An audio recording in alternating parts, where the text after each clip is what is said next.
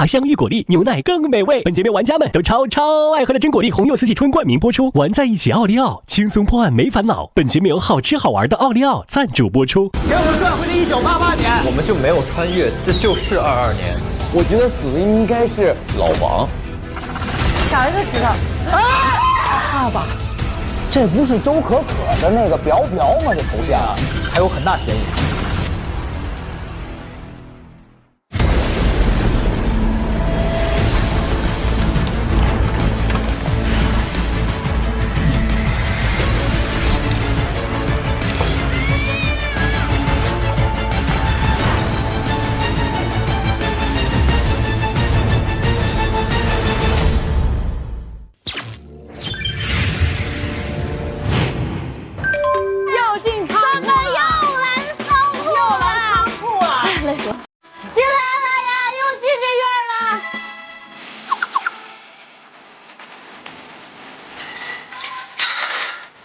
少师傅，打开！那我们俩去猜，我们俩打开。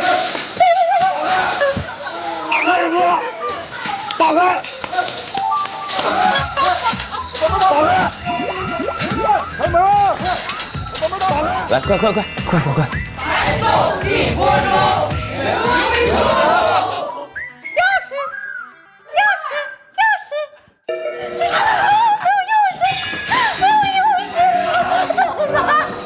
没带钥匙，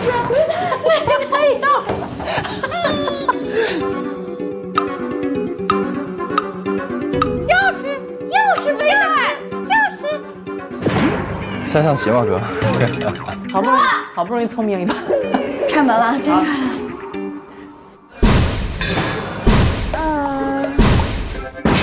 好了，我不一定穿得开，让我试试。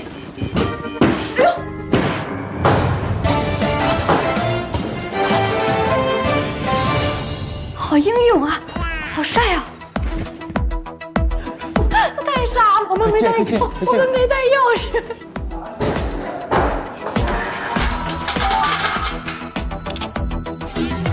太傻，我们太傻了，没带钥匙。白小马，我学会了你的技能。什么技能？开门。嗨，别让我逮到你啊！来。没想到吧？哈哈！哦，对，我先是把那个开了。哦，你这钥匙在哪找的？这钥匙就刚给那一把里的。哦，打开了，来，鞭炮。哦，一捆鞭炮燃尽时间为5分钟。鞭炮都被拆起来了。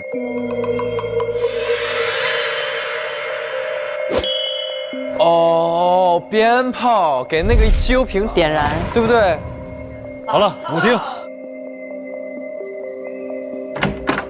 然后我们就要进入到我们花大姐是不是这儿？对。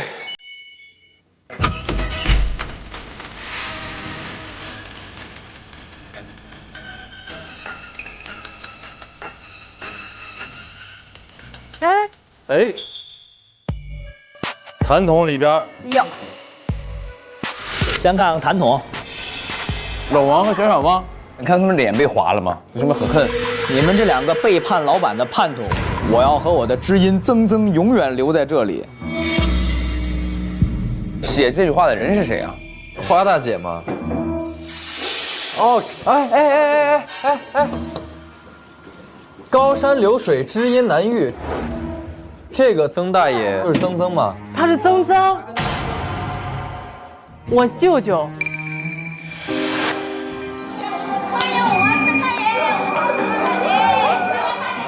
你周依依跟你舅舅周曾曾认为是我把你妈推下山崖。你舅舅？天哪！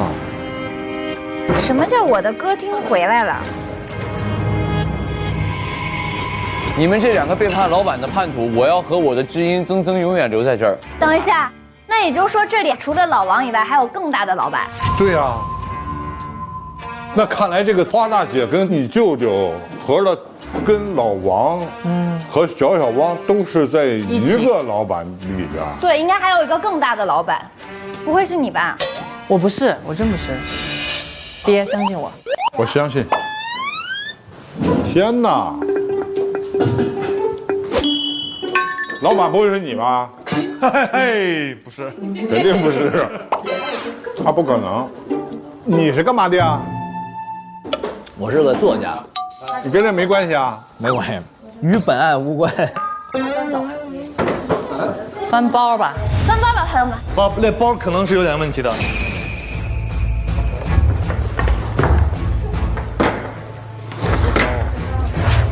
翻了这么多，一个都没有啊！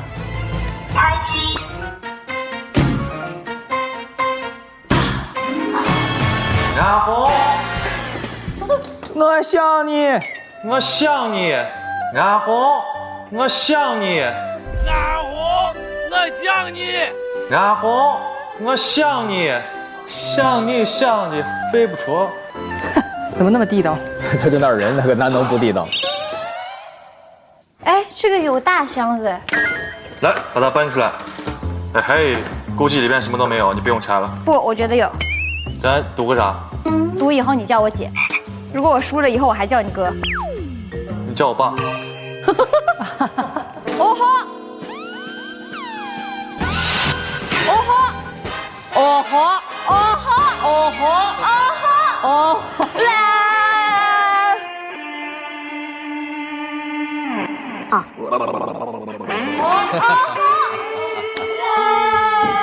什么？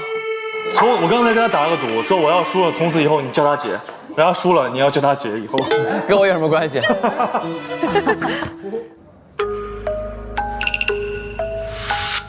曾大爷，曾大爷皮箱里面，这是他姐吗？对啊，周依依啊。这是你啊？这我曾大爷一直在找我。笑起来像小太阳，你笑我看像小太阳哦。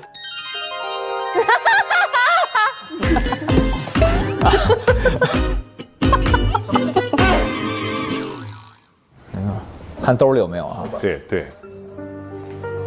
哎，哦嘿，厉害吧？姜还是老的辣啊！经过我社长达数月的调查，找到了周妈妈摔下悬崖时的照片。周妈妈摔下悬崖时，身后有2个男人，具有作案可能性。脖子上有颗大痣，就我说的小小汪，左手没有中指。老王啊，就是老王。老王啊，小小王啊。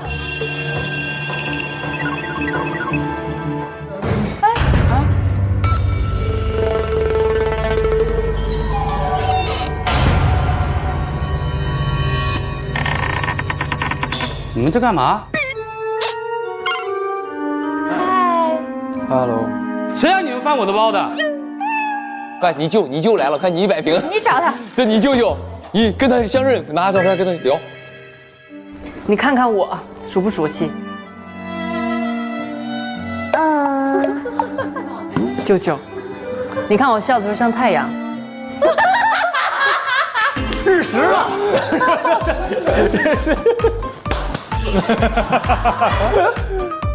舅舅，你看看我。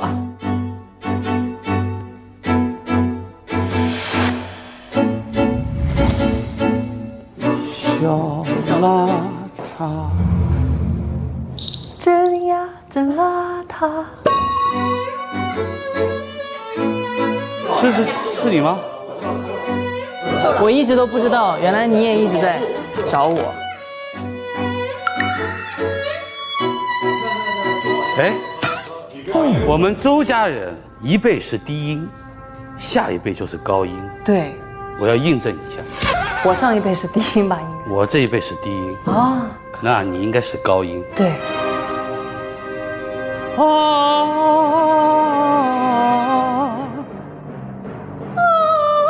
不要再来呀！你都长这么高了，哎呀！你让我长得好苦啊！周老爷，周老爷，到这一辈又该低音了，这是外甥，就又到低音了。你看看我外甥，你听听我外甥的人，来，再来一遍，我们一轮一轮来。我是低还是高音？低。到你了。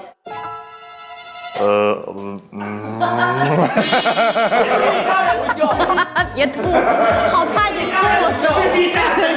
是一家人，是一家我跟你们不是一条线的，对，我是这边的线了。救！你看看这个，你吃果盘，你这个胆小鬼！我大姐，你还吃？你这个不负责任的人！我大姐，你对得起我大姐吗？别打了！行了，不要打！救老爷！你不管管，你不管，他是你，这是我老爷，他是你老爷。哎，伦理大戏。哎，继续说。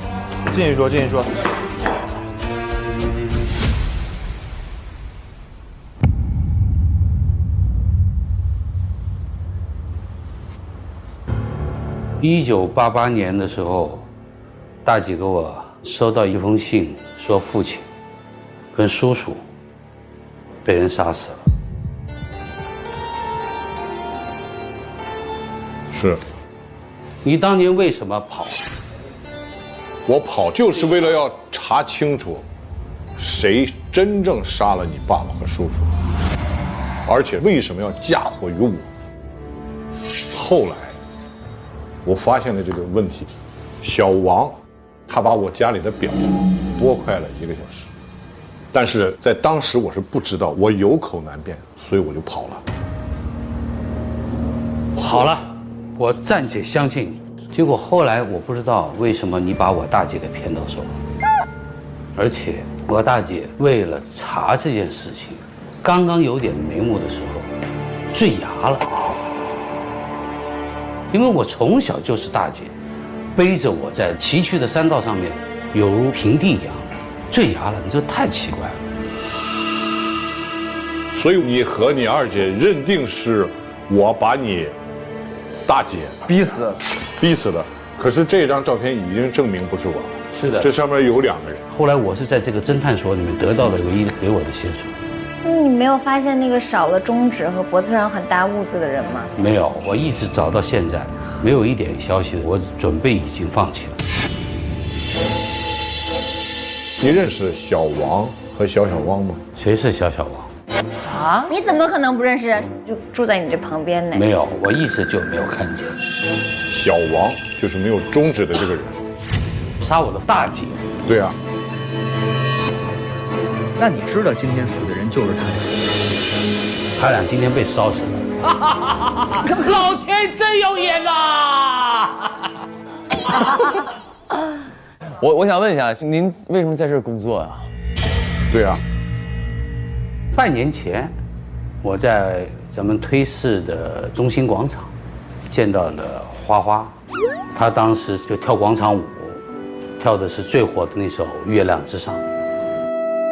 她一边跳一边唱：我在仰望月亮之上，马蹄声起，马蹄声落。哦耶，哦耶！对，我跟你们一样的，我也接了哦耶。从来没有排练过，冥冥之中有一种默契，天衣无缝，知己知音的两个队。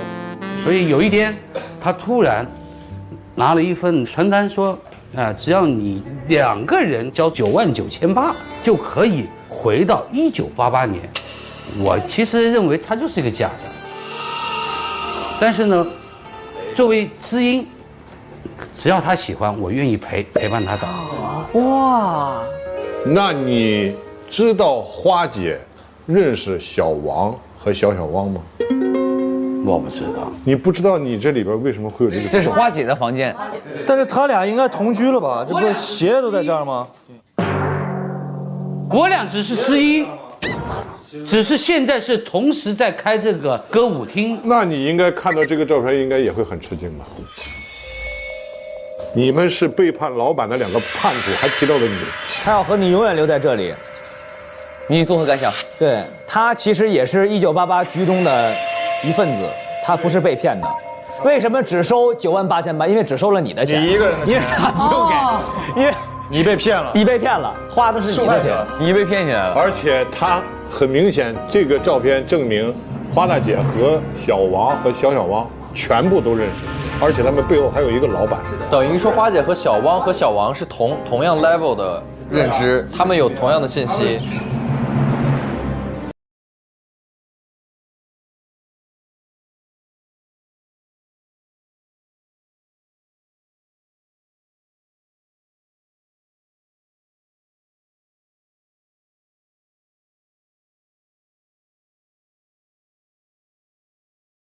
会杀老王和小小王啊，杀人动机没那么强，有可能杀人啊，因为这两个人已经叛徒了啊。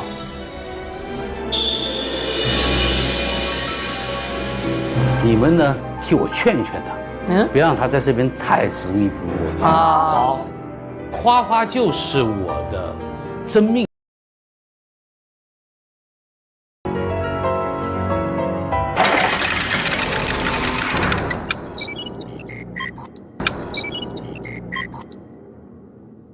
没有去拿那个包。哟，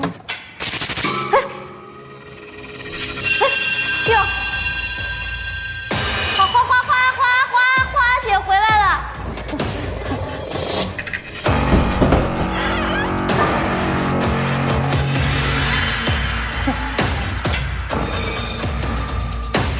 好啊，我就知道你们这些小兔崽子们在这里给我捣蛋，你们谁也别想出去。花姐来了，来，你们不是有问题问他吗？帮我劝劝他啊。好。花姐锁门了，不让我们走。花姐要独占我们一群人吗？一个打10个，一个打10个。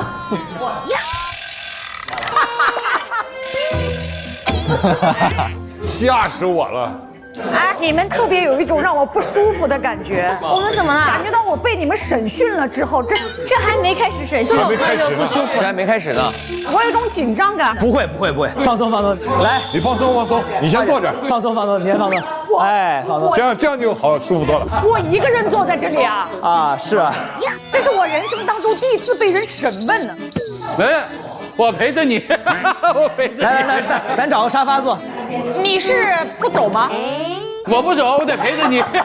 那你给我一唱一和啊！哎呀！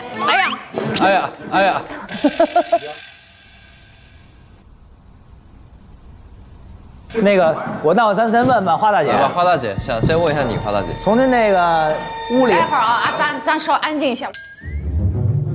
我在一起聆听之后。明白。好了，3、2、1，问吧。快，你们开始。来，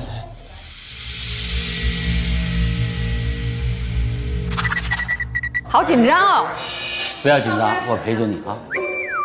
这个是在你房间里面找到的照片，这个上面。房间里？对啊，在你那个痰盂里面。熟悉吗？记得吗？这上面是你写的话呀。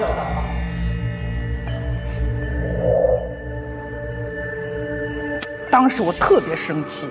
为什么？我觉得他俩要破坏我的美梦。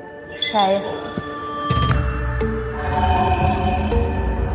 我写的是什么？这是你们这2个背叛老板的这个叛徒，我要和我的知音曾永远留在这里，就是因为我不想回去。当时你知道遇到了什么吗？什么吗？当时是晚上10点多钟，我正好路过小王商店的时候，我就听见里边小王和老王2个人在说：“我们到时候一定要揭露出洋相的真相，毁掉这里。”而且他们说一定要让出洋相的老板的真面目给他挖出来。小汪和老王，我一听这不行啊，我们好不容易来到了这里，刚刚好有了我们的幸福的生活，我在这里又遇到了我的知己曾，又有这么好的舞厅，可以和我们的这些姐妹们一起在这里跳舞，而且过得特别开心。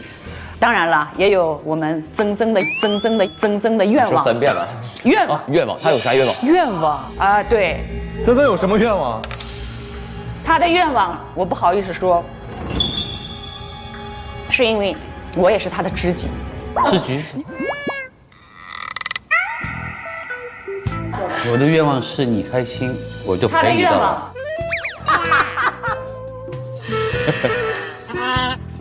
他知道我不想离开嘛，所以他也想跟我一直留在这里，迁就的你。因为我也真的是不想回到现实的生活当中，因为你想家里的孩子们也都长大了，他们也不跟你沟通，他们自己玩着自己的电子产品，我们真的也一窍不通，也搞不明白，所以活的就连个说话的人也没有。您是觉得到这儿就有一些个人能陪您是吧？对呀，是需要陪伴的。就是他让我又回到了我年轻时候嘛。1988年，我当年21岁，那简直就是我们巷子里的那一只百灵鸟。我人比歌华啊，不是人比就是。待会儿，对不对？我人比花美，反正，哎。我人比花美，完了歌比花甜啊，一只百灵鸟，好甜。那当年我是我们这一条巷子里的美女，引领着时尚。现在也是，一直是。那活力四射的那种生活，听着 disco， 你知道，穿着喇叭裤，烫着的大波浪卷，的波浪，这一看就北京来的，的波浪。所以我一想起我当年年轻的时候，哎呀，我就回忆涌上心头。后来嘛，就又过了几年，年纪也大了，父母的催婚之下，给我相了一个亲。就这样结婚了。结婚了。对，从那个时候开始，我就慢慢的变成了一个名副其实的家庭主妇啊，照顾孩子，伺候老公，付出了很多牺牲。虽然我老公对我挺好的，但是呢，我们俩也没什么共同语言，就过着一个平平淡淡、普普通通的生活，就一直到现在。我老伴儿也过世了，也走了，孩子也长大了，结婚有了自己的家庭，不爱跟您沟通啊，所以我自己一个人住的不开心，所以我不想回去。你也知道这不是1988年啊？我知道啊。这假的呀！但是我觉得这个梦一直做得很好，我不想醒啊。好嘞，所以你就杀了小小汪和我没有，所以我说的重点就是，我想阻止他们。2天前，趁他们不在的时候，我就拿了一个臭舞鞋，还有一个破假发。吓唬他。你怎么能打开人家的柜子呢？柜子是开着的。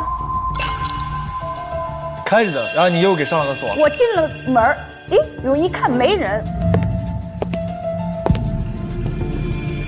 我说这个应该放在哪里呢？旁边有个柜子，我一打开，里面还有一个柜子，没锁，我就把东西放进去。我也没锁啊。你也没锁？没锁，只是关了，我就走了。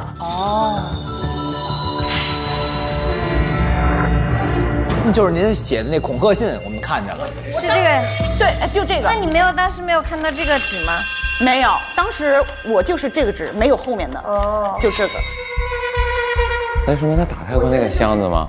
打开过箱就有可能见过那个纸啊。那个箱子已经是被开了。你如果是凶手，你可以骗人的，所以。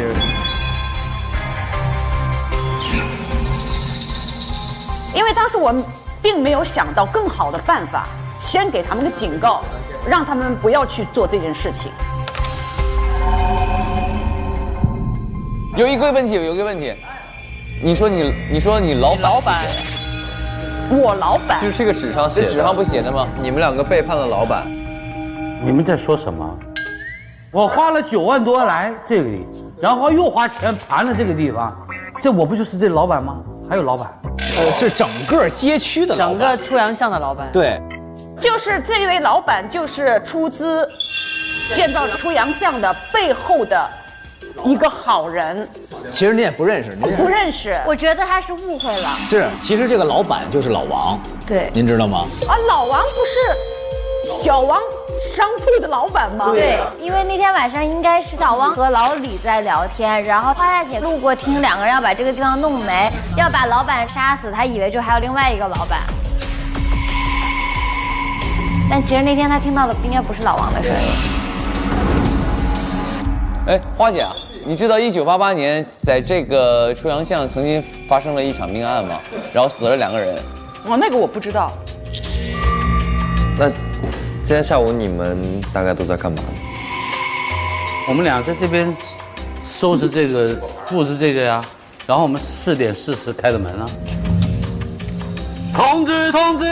第2届出洋巷卡拉 OK 联欢会马上要开始啦！各位街坊邻居都到歌舞厅里面来集合。你们不也进来看了我们在一起唱的《冬天里的一把火》呀？这个是和那个段。哎，你们怎么还在这儿啊？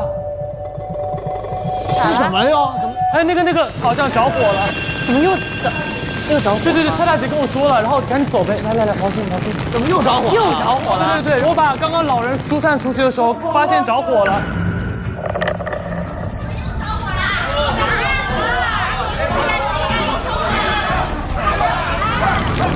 快跑啊，兄弟们！来，蹲下来。对，蹲下来。对，蹲下来。快，这边走。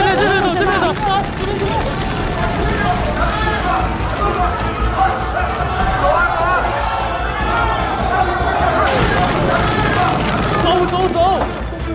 快！哎，人都齐了吗？那就你们就先去那个餐厅等我，然后我带大哥大姐先去医务室一下。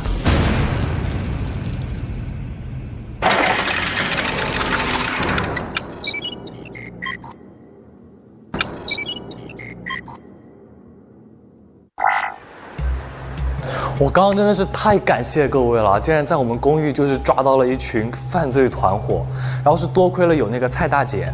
小何啊，是我去了一个照相馆他们告诉我花一笔钱10万块钱就可以让我回到1988。他怎么能拿这样的理由来骗你们呢？我哪知道啊！这个事情我会马上上报给有关部门，会处理掉的。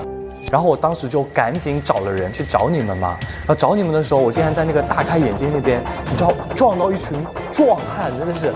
他们没抓到你们几个，就觉得事情要败露了。事情已经败露了，咱们要不一把火把这烧了，毁尸灭迹。所以就放火烧了出洋巷，想毁掉证据跑路。跟上，快走！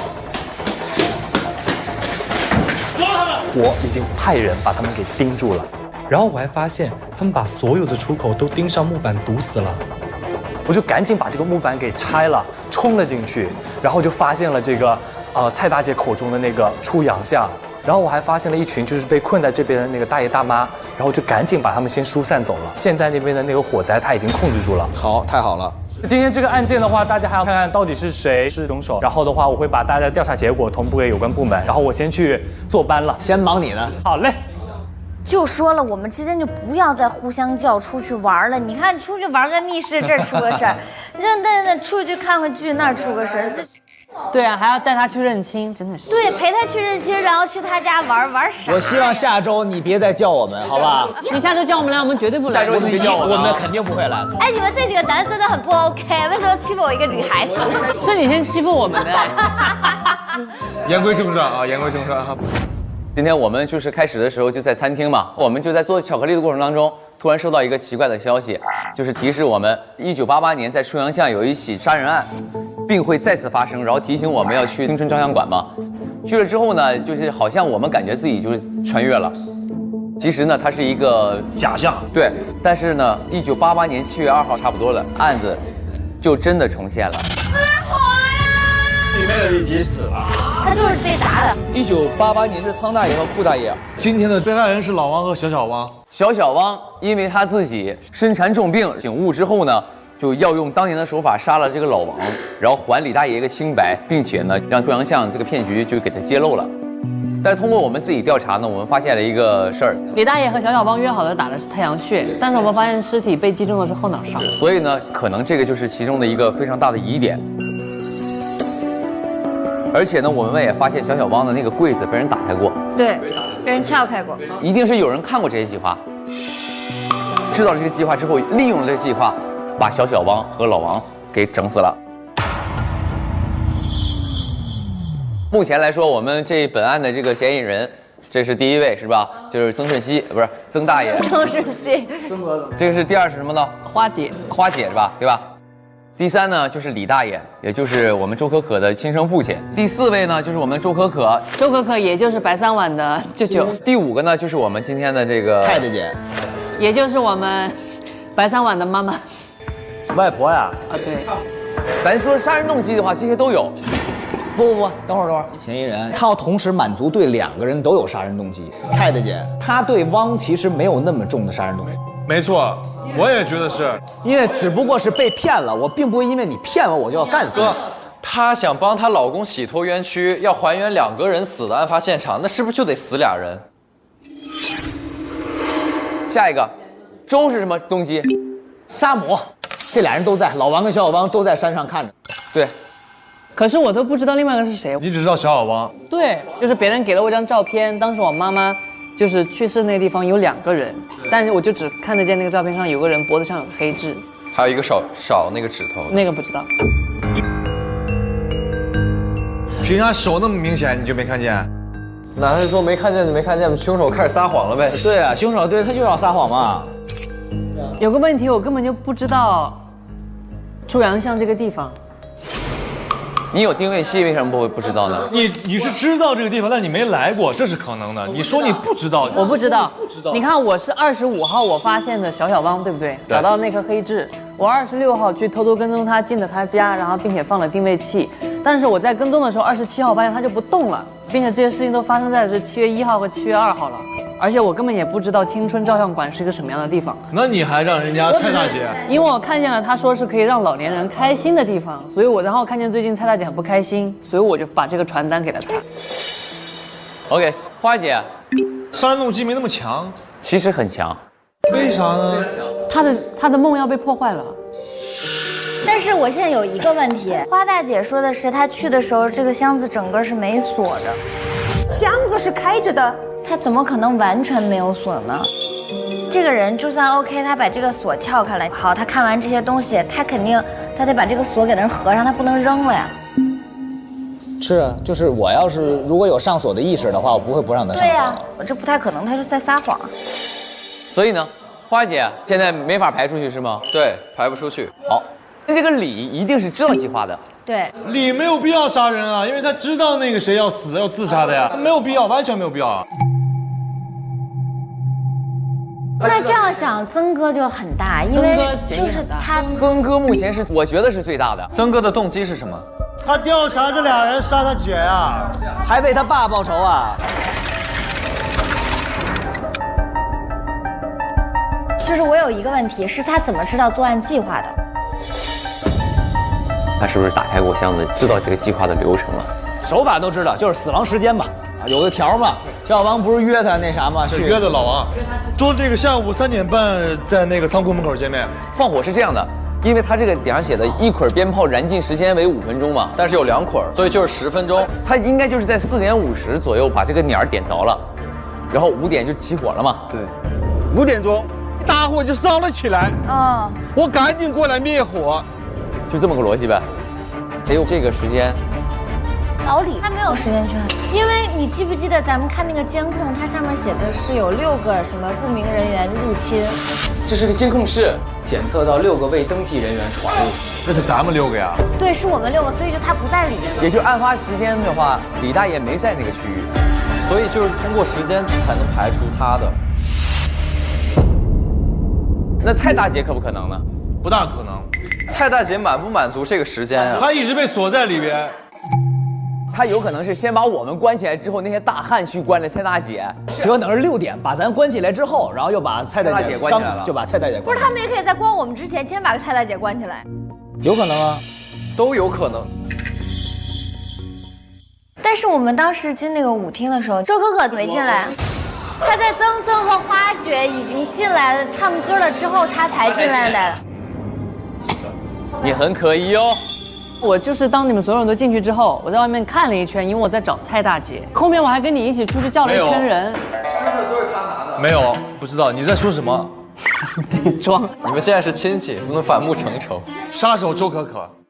你为什么这么无语？外甥。我刚才我想起来了，我在门口吃臭豆腐，突然间他过来从外边回来跟我说，哎，你看外边有2个人没进来，咱们把他给叫进来。让他们一起来嗨好不好？进来一起蹦呀！要不要进来一起蹦呀，大爷？你们先去吧。有礼貌是我的错喽，杀人是你的问题喽。你这个有点牵强哎。投票吧，投票吧。我们先看到了曾，别哭别哭。然后我就是看了一圈有没有蔡大姐，没有之后我就进去了。进去我发现外面还有2个人没有进来，我就跟白三环说苦肉计这人。我们要不要叫他们一起进来跳舞？重要的是，我没出去之前，你自己在外面干啥？就在那门口看了一下，点了个火。不，他出去时间挺长。在你人生当中5秒很长吗？那是我人生当中最长的5秒。我就看了一下我就进去了。好吧，暂且先信你。咱们先看看别人，曾曾和花花。据曾曾说，他开门的时候是4点40，然后我们4点40开的门了。等一下，你在外边看到曾曾是还是他开门之后你看到的？他是开门出来的。通知通知，第2届出洋相卡拉 OK 联欢会马上要开始啦！哎，那位大姐，来。哎，还有那位大叔。咱们刚进去的时候是和那些老人们在一起跳舞，那他俩没在。来吧。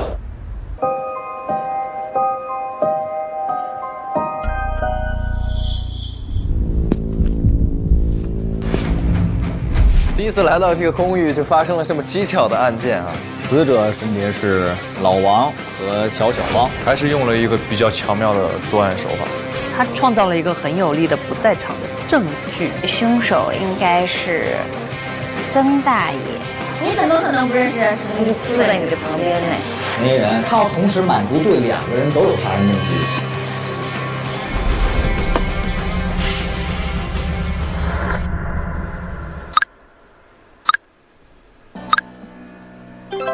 这次终于知道喵喵为什么只报周可可和白三瓦了。没想到他竟然是我的外公，是周可可的爸爸。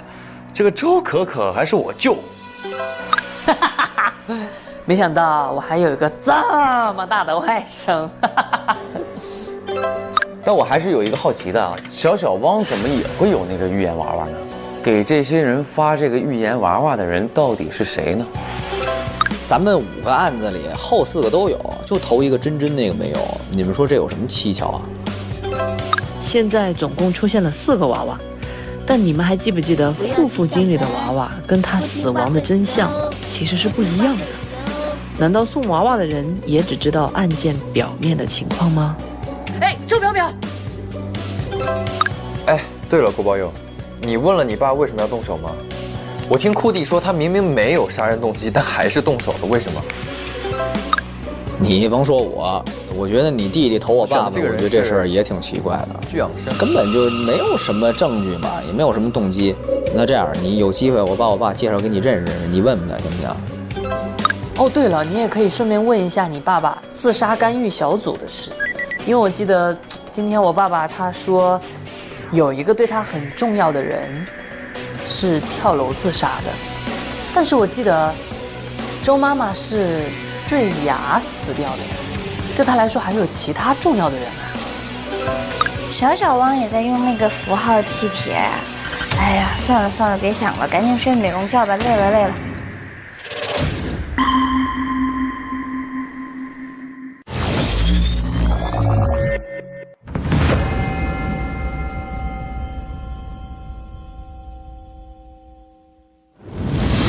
欢迎各位来到腾讯视频，有茶香与果粒，牛奶更美味的真果粒红柚四季春独家冠名播出的沉浸式剧情体验真人秀，开始推理吧！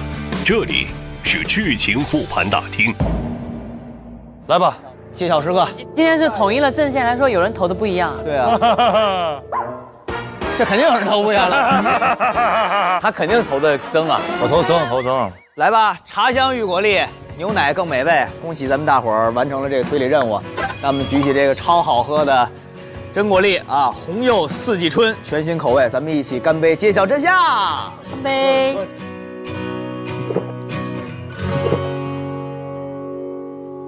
接下来将公布本期案件的真相。在今天的案件中，各位玩家发现的嫌疑人有蔡大姐、李大爷、曾大爷、华大姐、周可可。经过调查和推理，大家投票锁定的凶手是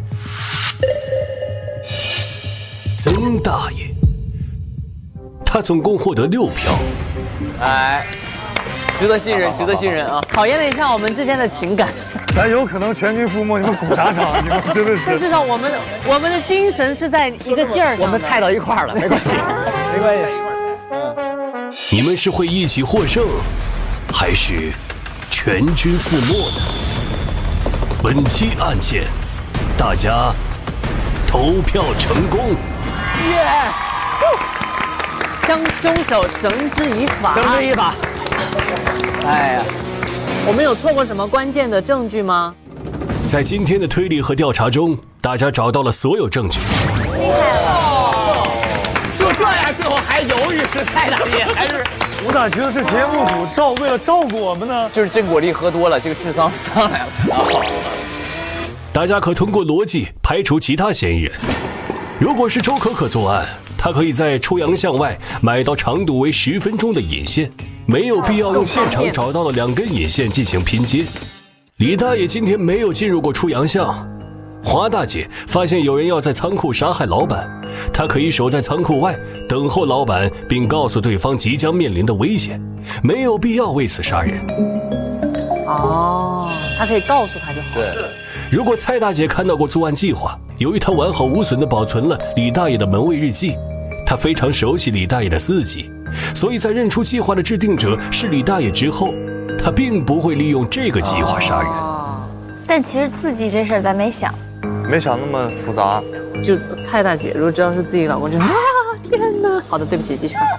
排除以上4个人之后，我们就可以锁定唯一的真凶曾大爷。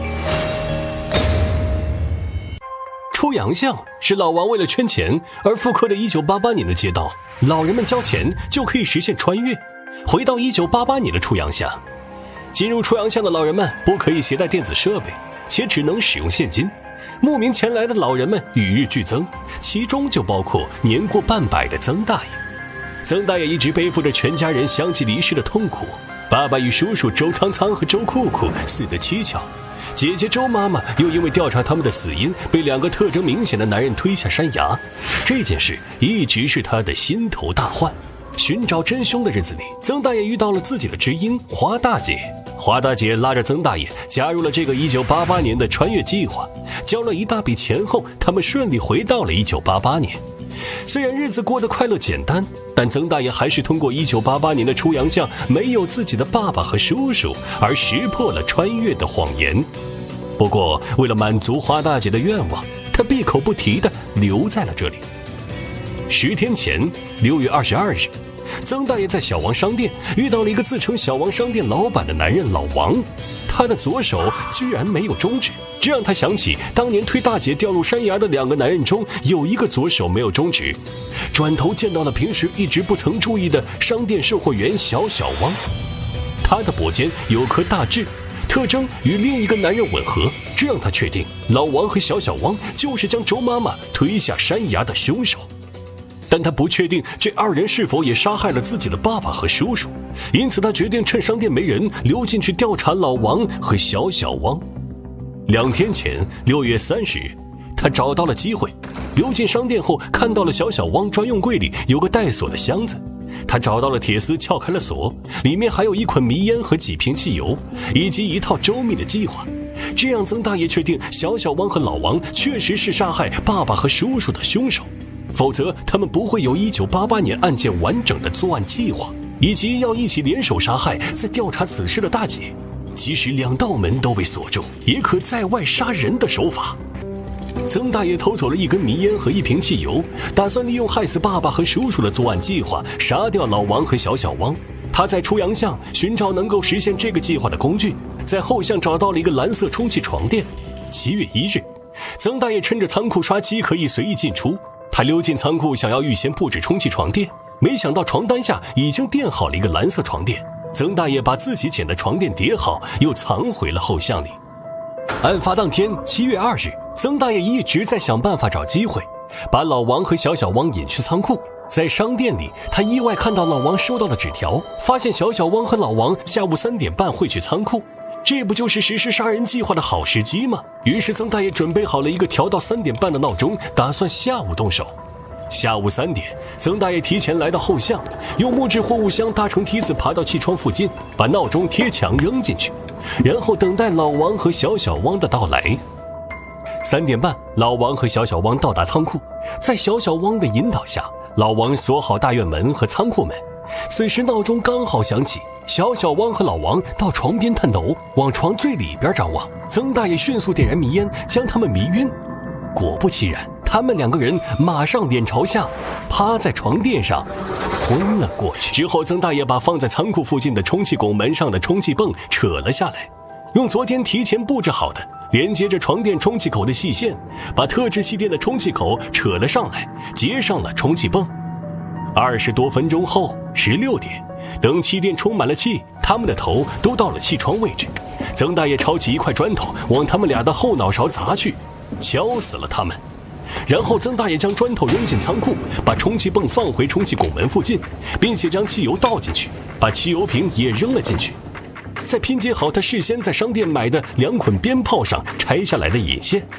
等之后寻找机会点燃引线，他就可以为自己争取10分钟的离开案发现场的时间。做完这一切，曾大爷回到歌舞厅，跟花大姐准备了一会儿卡拉 OK 大赛的事情。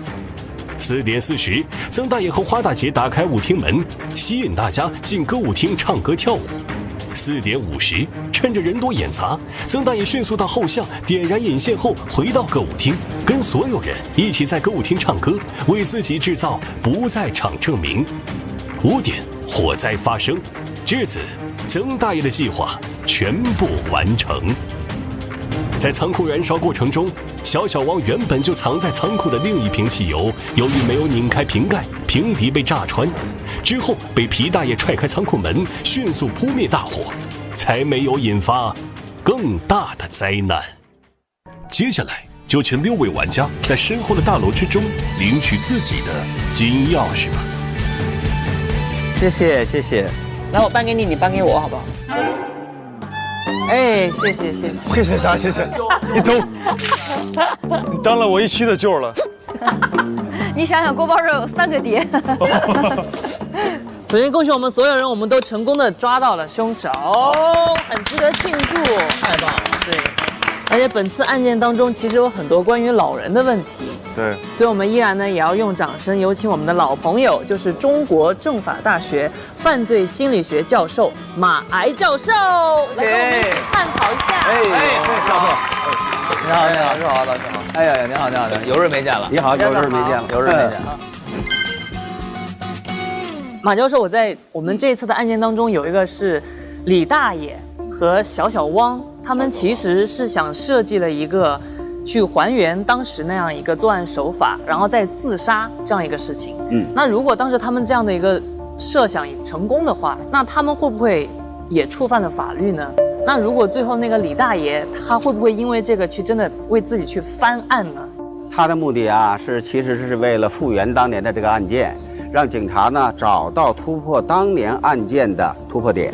但是毕竟在这个案件当中，如果他杀了人，一定要承担杀人的刑事后果。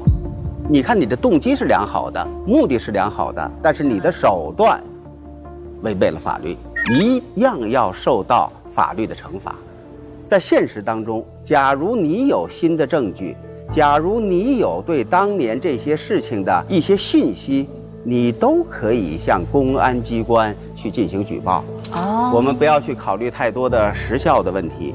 如果说你向这个公安机关、检察机关进行反映以后，我们只要认为有必要进行这个进一步的侦查，也会提请最高人民检察院来进行复核。只要对方有反侦查的这种动作，我们的时效是不受限制。老师，我也有一个问题想问，就是我们今天在第一次见到那个蔡大姐的时候，她其实是被关在一个地方。我们后面了解到，其实也是这个团伙强制性的限制她的人身自由。所以他们是不是也涉及到很多这种虐待老人啊，或者是这构成了应该就是非法拘禁。在这个案子当中，等你们到了老年的时候，你们可能最为回忆的也是这一个阶段。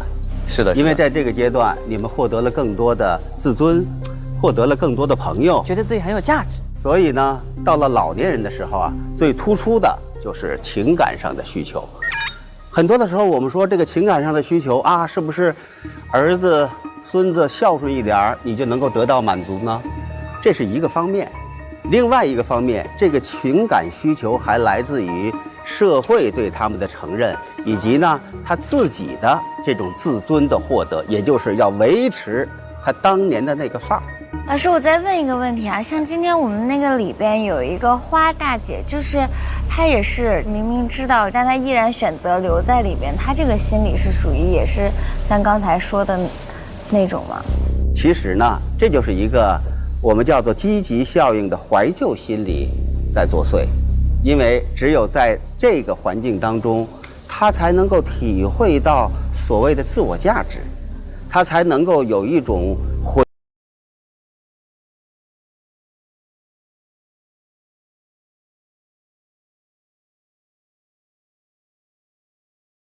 和在这个环境当中哪个最舒服，就成了我的首选。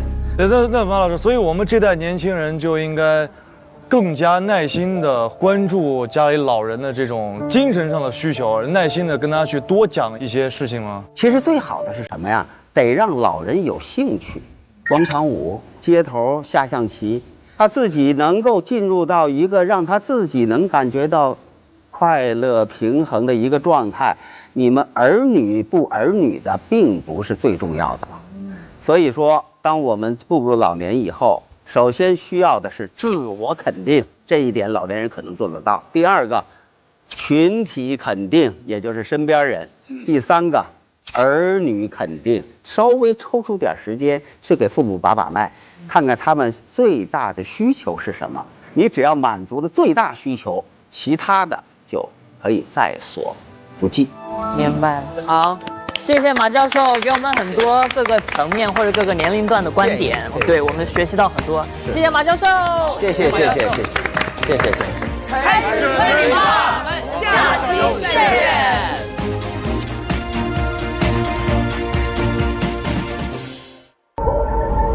这里有一个可怕的预言，玩偶馆，人会变玩偶。玩偶杀人了！啊，玩偶杀人了！我把玩偶师变到了舞台上，我自由了！这门锁上了，想出去！完了，两人不见了。警惕与您走散过的同伴。你咋回事？哦，他们变成木偶了。你们跟我一样，都是吧？规划的人生，好漂亮！你们俩是不是木偶啊？这个是他给我设计的人生，他改变了我的人生。哎，有些东西失去了就不会再回来了。他死得好。这个是每一次案发现场的那个。现场出现的玩偶都是你送过去的吗？一直都是他在引导我们做所有的事情。那就将计就计。我就是一直有那个幻觉，我见过他，那是他妄想症啊！我身边的人都不知道宋漂亮这个人，所有的人都说不认识他。他们都会有这么一个幻觉，平行时空。跳楼的那个人，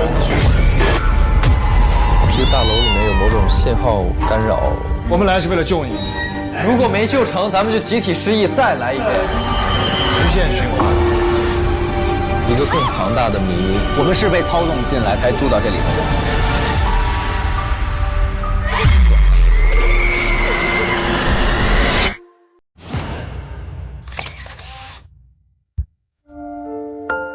期待和你们一起开一张《家有儿女》。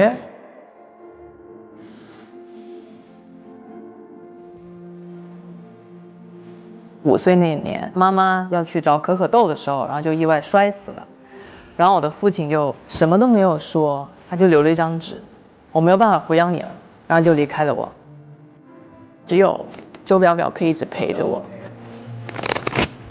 我是跟周妈妈一起做了第1块巧克力的锅，但是呢，因为妈妈离开了周可可之后，她就告诉我一定要保护好周可可。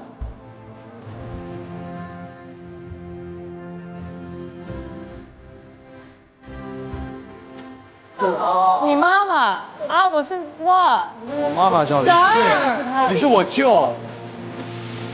太傻，这么说，你就是我的外甥啊？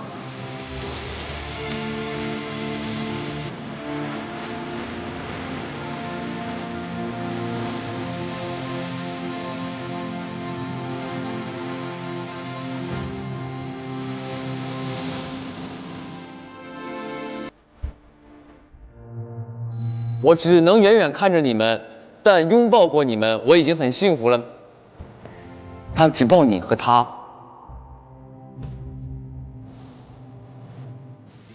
老爷，是的，爸爸，爸爸。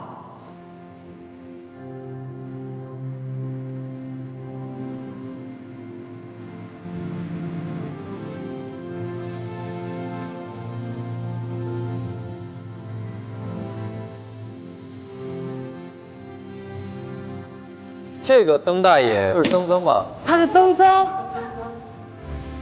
我舅舅。舅舅，你看看我，是你吗？舅舅，我一直都不知道，原来你也一直在找我。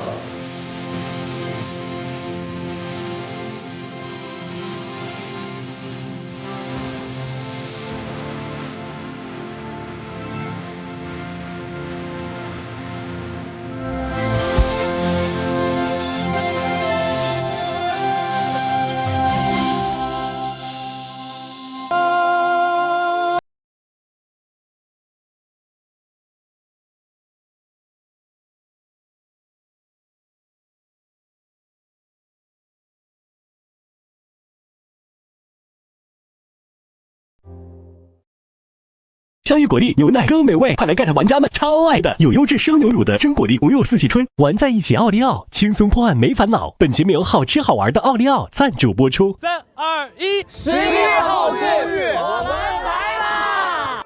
锁定腾讯视频，每周4、5、6晚6点更新一集，会员抢先1周看。每周6晚6点开始推理吧案件追踪，每周日晚6点看加更11号公寓入住日记，周中一大波预告花絮短视频，每天刷刷刷，带你360度全方位探索11号公寓。还不快打开腾讯视频，搜索开始推理吧，和推土机们一起沉浸式探案吧。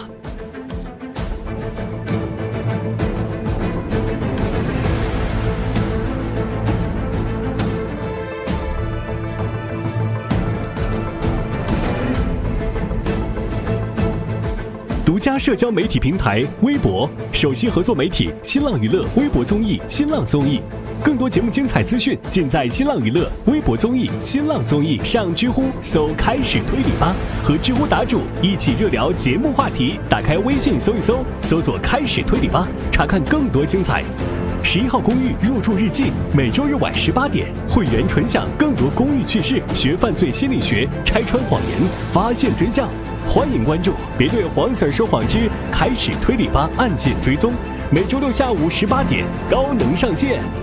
欢迎打开新浪新闻、网易新闻 Zakr、界面新闻、网易有道词典之余成果娱乐、影视聚焦、华语之声、引力资讯、一点资讯，了解节目更多内容。感谢腾讯卫视、中华万年历、WiFi 万能钥匙、Summer 校园、Lucky 校园对本节目的大力支持。